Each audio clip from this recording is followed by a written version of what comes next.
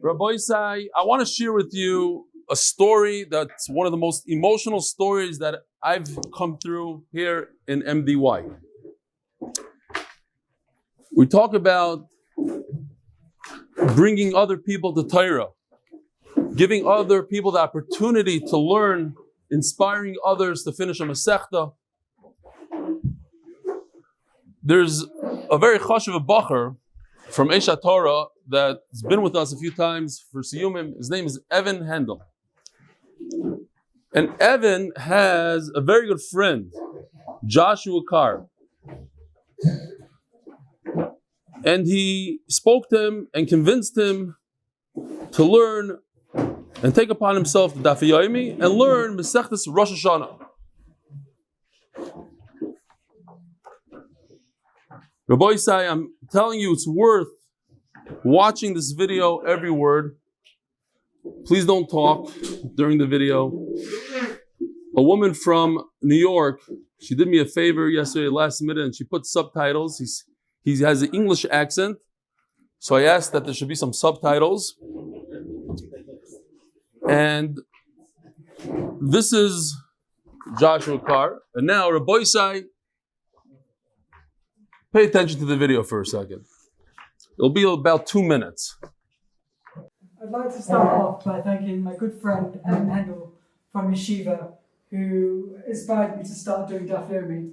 I first opened the Gemara when I was age 14 at school and absolutely hated it and never wanted to be in the lessons. I next touched the Gemara in January 2020 while studying at Leeds University, 4 years after leaving school. And when I found that, because the reason I started was I just want to preface that Evan, since a very young age, Joshua, since a very young age, maybe 3 years old, he was in and out of hospitals, had different conditions. And with that, keep on going. Found out, I was surprised and very inspired that my dad had started doing Daf Yomi with his new friends here in Israel. So I said to Evan, I'll start ZECHUS Rosh Hashanah, which I actually done the majority of whilst at Yeshiva over the past year. We learn in Mesilas Yesharim, the path of the just, that this world, Olam Hazeh, is just the corridor to the world to come. Obviously, I never wish death upon myself or upon anyone, but when someone passes, as Jews, people often say they're in a better place now to comfort friends and family. Before learning and understanding what the world to come was, I never really put one and two together and understood the spiritual meaning behind this.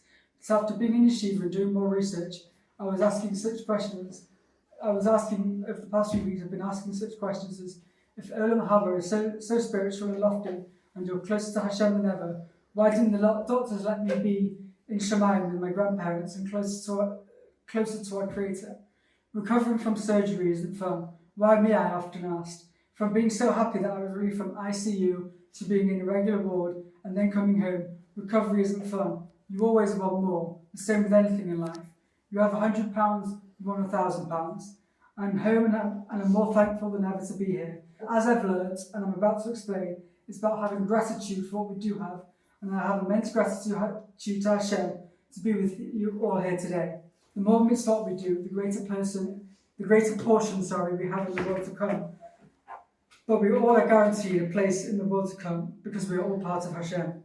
And this made me realise why I'm so thankful to be alive, celebrating my first Siyum Masechta. The world to come isn't going anywhere. I do have a purpose in this world, and Hashem wants me to enjoy this world both through physicality and spiritually. What I mean is, may we all merit to enjoy life as much as we can.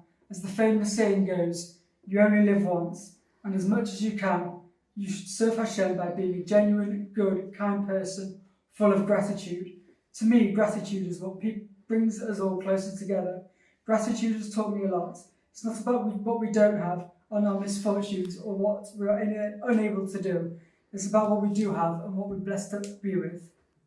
Rabbi Isai, imagine if Josh, didn't meet Evan, and Evan didn't convince him to finish the Masechta. Joshua was nifter 2 days ago, and he was buried yesterday in Ranana. I was a wreck when I heard this. Pashat a wreck. Evan is here with us today. He's sitting here right next to me. He came from Esha Torah, and he wants to say a word. It's unbelievable. Just 20-something days before his nifter, he made his first and only siyum on a Masechta. Evan, come. Please say a few words.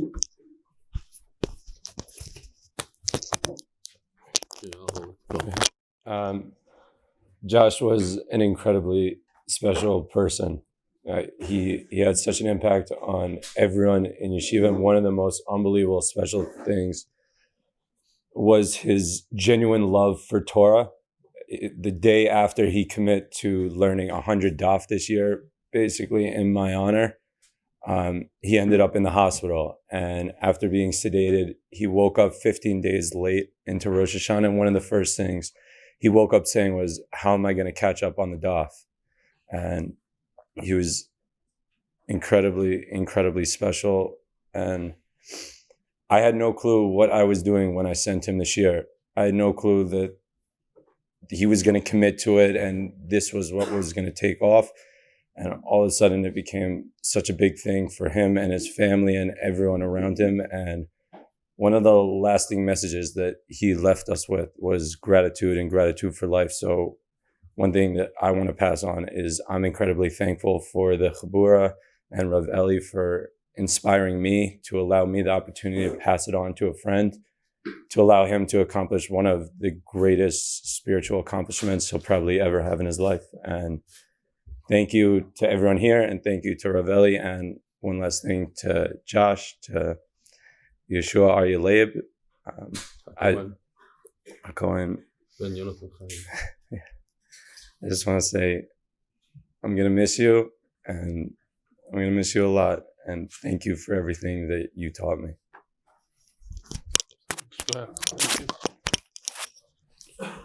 All right, Rabbi Isai, that's why it's very, very important to learn Torah whenever we can. Nobody knows. I mean, we always think death is by him, by that family over there.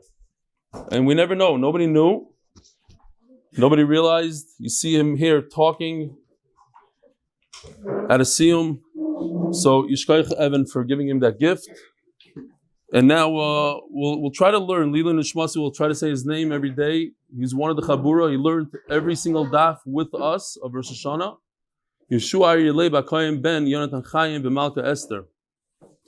His Neshama should have an aliyah.